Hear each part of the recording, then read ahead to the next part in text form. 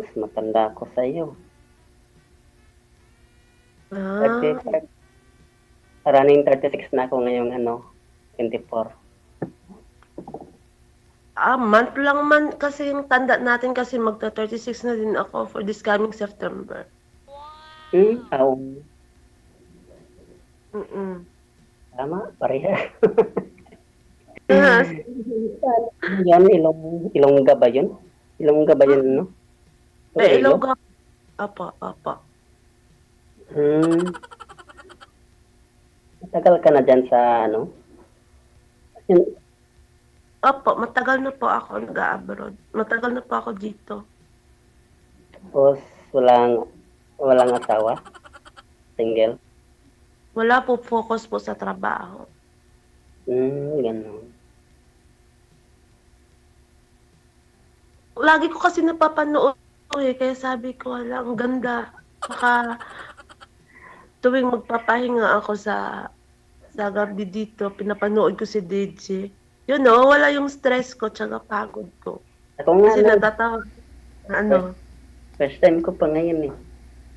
Ako first time ko din po. Parang nanibago. Kakay. Uy, mahiya kuya kasi Di, ba't naman tayo inaanuhang tao ha? hindi. Ano trabaho mo dyan kuya? Nga, construction worker. Okay. At least marangal na trabaho yan. Okay yan no, kuya. Mag-iingat lang po lagi kasi mahirap po yung construction worker. Oo nga.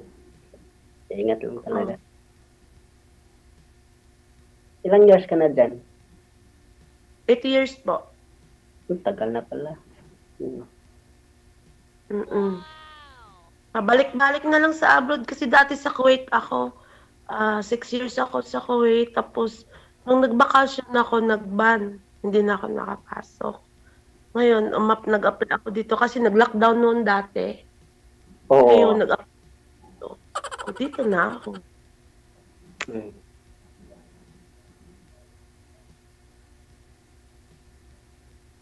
Di ba Iloilo? Lagpas pa yun ng Visayas yun ng Iloilo tsaka Bacolod. Magkalapit lang yun? Opo.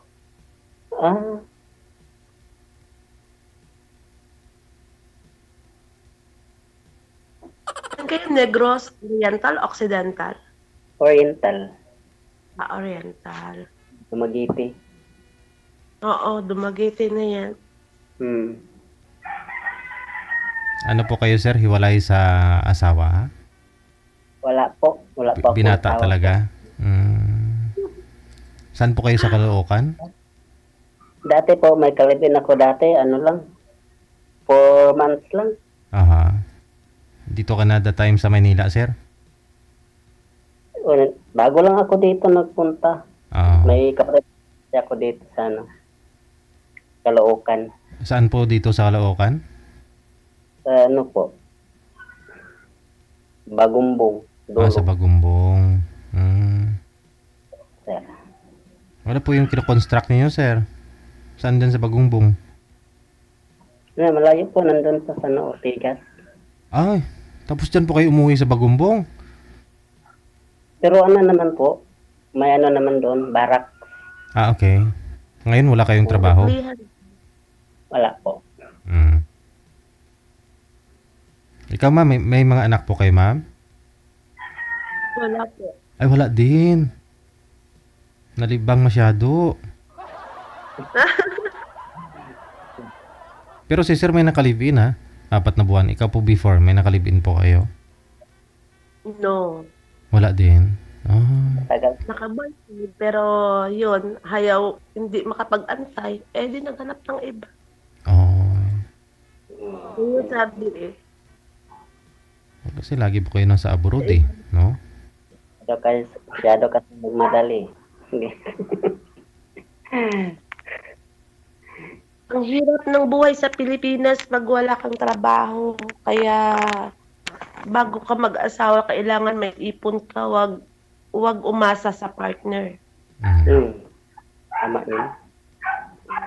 Para hindi makaranas yung magiging anak niyo ng hirap ng buhay. Ganon.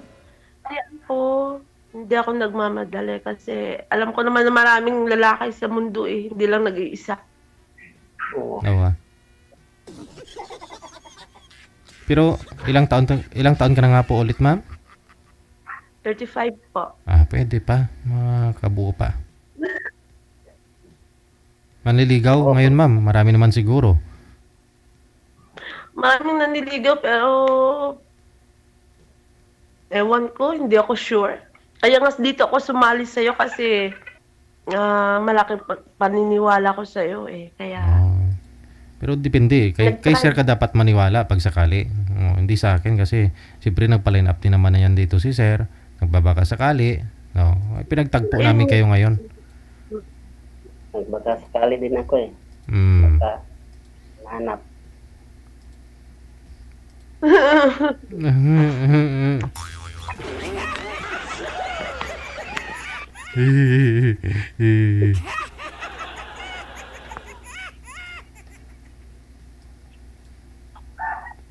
Kailan po ba kayo Hindi talaga, oy. Kailan pa ho Idol, kayo? kaya idol na idol ko sa DJ eh. Wow.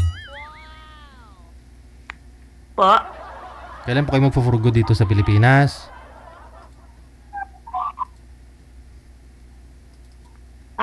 Bali ngayong taon po, DJ, uuwi ako, pero babalik pa rin ako. Okay. Bakasyon ka lang po muna.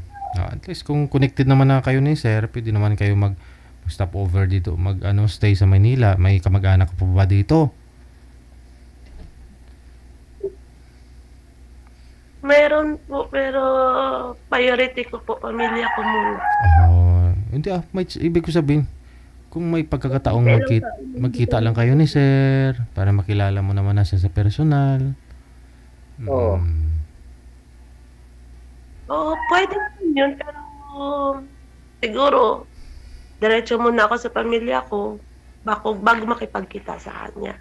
Kasi syempre, ayoko naman na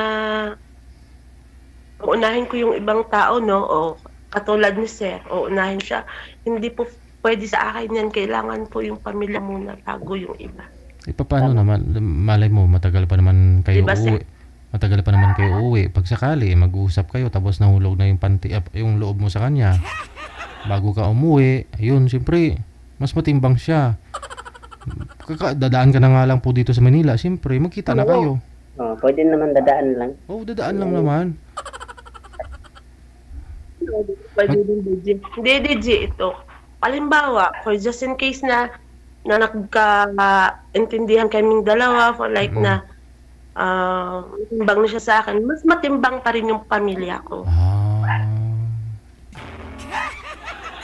Oo naman, pero First, ibig ko pong sabihin, kung uwi ka ng Pilipinas, titigil ka lang din naman dito kahit ilang oras sa terminal, magko-connecting flight ba? Pwede naman siguro. Kita kayong dalawa, kakain lang. connecting flight. 2 or 3 hours. Pwede. Kung available si sir sa pag-uwi ko, pwede dito sa airport. Andun. Pero like, kung ng ilang araw, ilang weeks, but no. Hindi. Kasi pag ganun matagal araw, may mangyari na nun.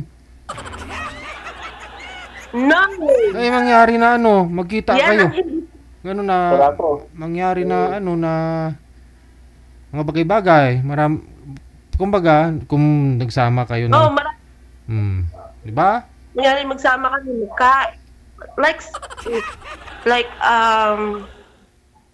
asyuhada? Yung katulad na sinasabi nyo yung iba yung iniisip, but no.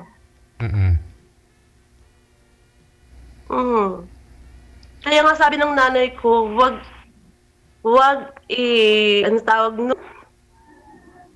isusuko muna ang bandera pag hindi mo pa kabisado yung tao. Kaya yun. Diba, sir? Kahit ikaw siguro, sir, priority mo, pamilya mo, diba? Kasi once na magkakaproblema ka, family mo yung lalapitan mo, hindi yung ibang tao. Tama. Okay ka lang, sir? Okay ka lang? Masakit, masama ba pakiramdam mo? Sakit yung ulo mo. Siguro maraming kasi.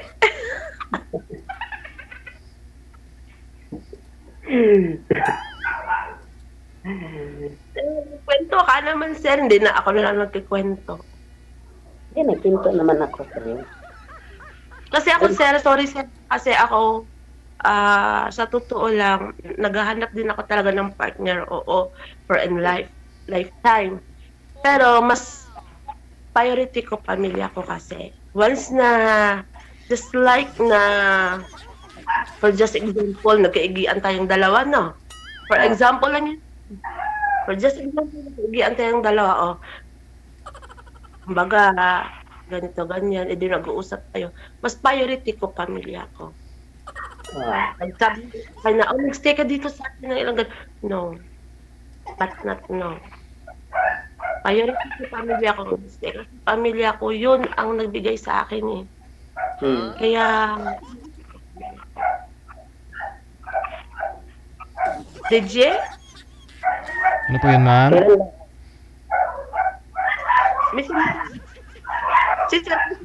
Hindi siya nagkukwento. Kailan uwi ulit Pilipinas? Tagal pa, sir, November pa. November. Tamang-tama.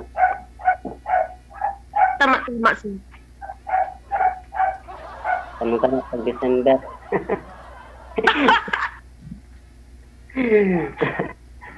May pamasko ka sa akin? Kasi sabi mo tama-tama.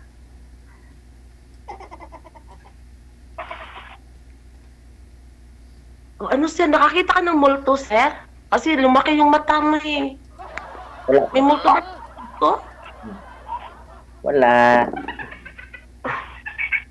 Kala ko nakakita ka ng multo kasi biglang lumaki yung mata mo, gumano, gulat na gulat. O na ngayon ka lang kita ng isang Diyos. At charot!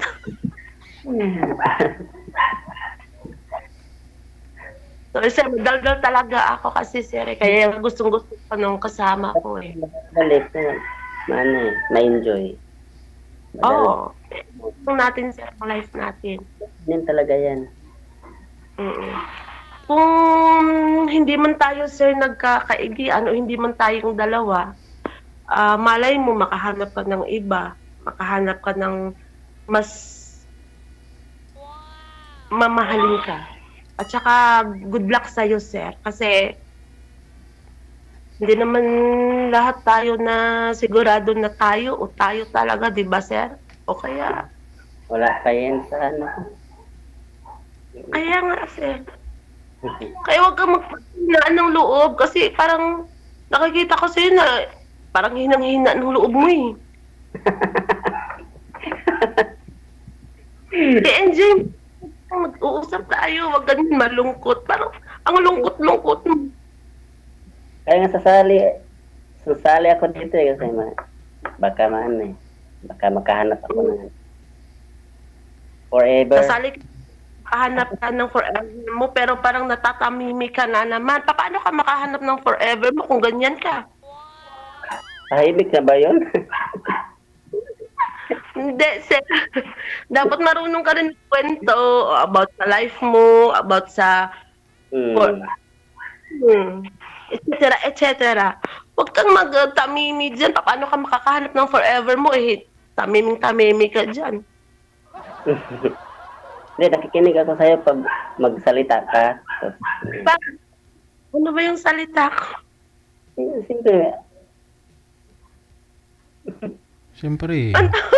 Siyempre, wala naman na masasabihin pa si sir kasi kung kunyari magigihan kayo, priority mo pa rin pamilya mo. Kaya nga, wala ko man kasi priority. Wala din, priority mo pa rin pamilya mo, ma'am. Oo. Ang sa Bible nga sabi, kung may bubuuin kayong pamilya, priority mo na yung binuo mong pamilya. Ngayon, sapat na yung time na tumulong sa pamilya mo bago ka magkaroon ng sariling pamilya. Inaabot ka na ng ganyang edad, ma'am mo. Hindi naman sabihin na nakalimutan mo yung pamilya mo. Siyempre, priority mo na ibubuin mong pamilya. Kung magkaigihan kayo ni sir, Yun po yun. Kaya siguro nawala na ng pag-asa si sir kasi sabi mo kung magkaigihan kayo, priority mo pa rin pamilya mo. Doon ka na lang ma'am, huwag ka na maghanap ng pangasawa. Wag siguro mag-away kayo ni sir, doon ka pa rin pupunta sa nanay mo. Yung ibig sabihin, kaigihan talaga kami ni sir. At least bago pa lang kami, di ba? Hindi kami masyadong matagal na. Hindi, kasi yung sabi mo kanina kung magkaigihan kayo, di ba? Yun na po yun. Kung magkaigihan. Pero syempre malayo kayo ngayon, bago mo lang nakilala, hindi naman po pwedeng kayo na. Pero diba, sabi mo sa November uwi ka na. Kung tuloy-tuloy po yung pag-uusap ninyo hanggang November, ilang buwan pa ho, mag-iisang taon kayong mag-usap-usap. Doon natin malalaman po yun. Kung ba? At saka marami pa rin dapat mo isalang-alang kasi malayo pa kayo, hindi naman kayo nagkita personal. Pero kasi pag ready ka na talaga, hindi ko sinasabing ito si sir yung makatuluyan mo. Pero kung payo ko lang sa'yo, ako pamilyado kasi ako mami. Kung may pamilya ka na,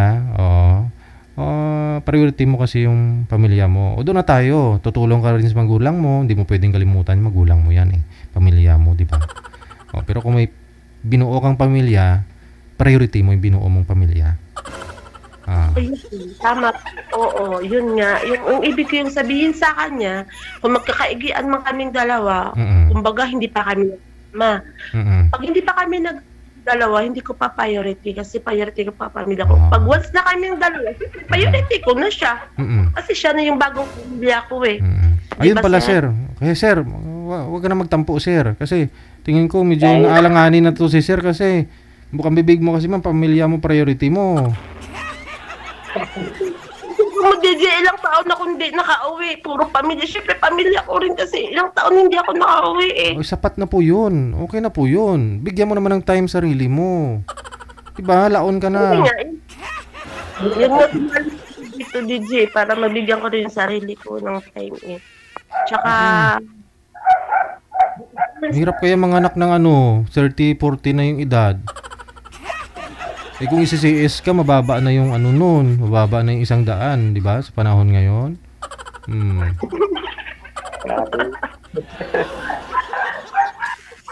Kaya ako na ito si DJ kasi yun. Yun na nga, sir, sabi ni DJ, di ba? Yun nga. Baka sakaling pag-antay, di ba? Pero dito po kasi kay sir, may ka-live-in po ikaw dati, 4 months kayo. Hindi kayo nagkaroon ng anak sa kanya? Hindi. Hindi pa. First time niyo po ba ito nagsumali dito, sir? Opo, first time ko lang po. First time. Okay. Hindi, si familiar ka po kasi, nakita na po ba tayo dyan sa Caloocan? Hindi. Ay, hindi pa. Bago nung salta ka lang po ba dyan sa Bagumbong? Ano po? Bago ka lang po ba dumating dyan sa Bagumbong? Pabalik-balik lang kasi ako po sa Bagumbong. Uwi ko ng probinsya, tapos balik na naman. Pero ngayon, sa Cavite po kayo, yung site ninyo, yung ano ninyo, yung trabaho mo? Ortegas po. Okay. Ngayon po, wala po kayong trabaho? Wala po. Okay. May kamukha ka po kasing naalala ko or sumali po dito sa live, ganun? Kala ko po kasi naka-join ka na po before. Hindi pa po, first time ko. Sir, kamukha mo talaga.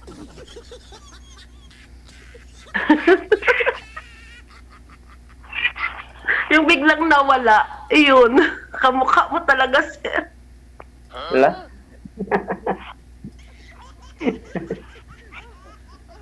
Nawala yung connection. Mahina? Bakit kayo nagkahiwalay ng ka-live-in mo, sir? Ano po? Bakit kayo nagkahiwalay ng ka-live-in mo? Hindi siguro magkaintindihan. Pero siya naman hiwalay sa akin, hindi man ako hiwalay. Baka nahihirapan na siya, sir, sa buhay. 2020 at 2019. Tagal na.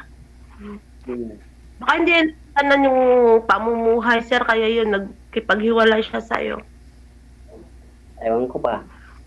Sir, lumalaki yung mata mo, sir. Natatakot ako tuloy sa'yo eh. Kasi lumalaki yung mata mo, pero parang nabigla ako na parang nakakakita ka ng multo sa likod ko. Gaganon din ako. Parang natakot ako tuloy sa'yo, sir. Kasi biglang lalaki yung mata mo. Biglang titingin ka sa akin, lalaki yung mata mo. Parang nakakita ka ng multo sa likod ko.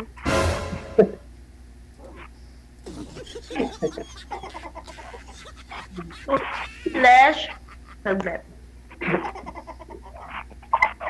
Digiga ba din sa anak kalamad na telepon? Kala sa dakalam telepon niya laro hinaksa? May kausap pa? Wala, yung Ethiopia. Okay, shoot hada talaga fi disar o no? But shoot hada dahil. Tupi. Okay. Digiga because na abi.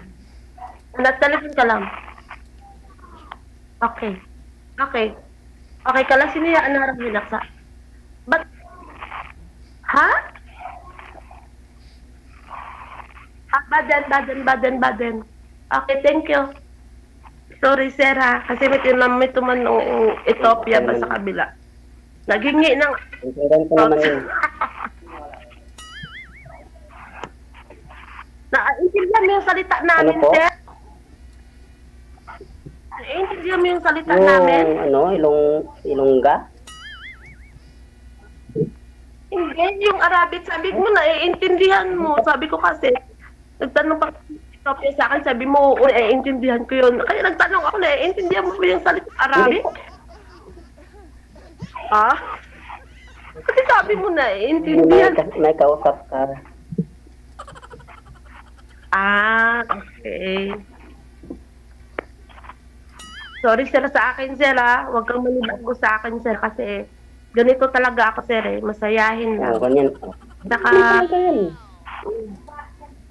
madaldal. Sanay na kasi, sir, sa daldalan. Maganda nga yung madaldal eh.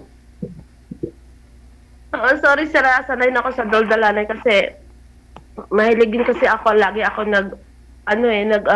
tawag nun, sa mga party namin minsan.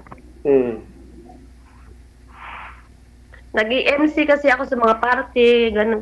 Kaya sanay na sanay ako sa mga joke-joke, ha? Sorry ako nagjo-joke ako sa'yo, ha? Okay naman.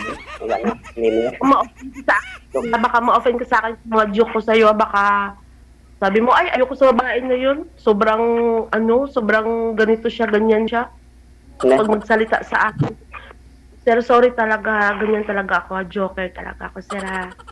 Mas maganda nga yung joker kaysa seryoso. Ayun pala, sir, di lang itong i-joke.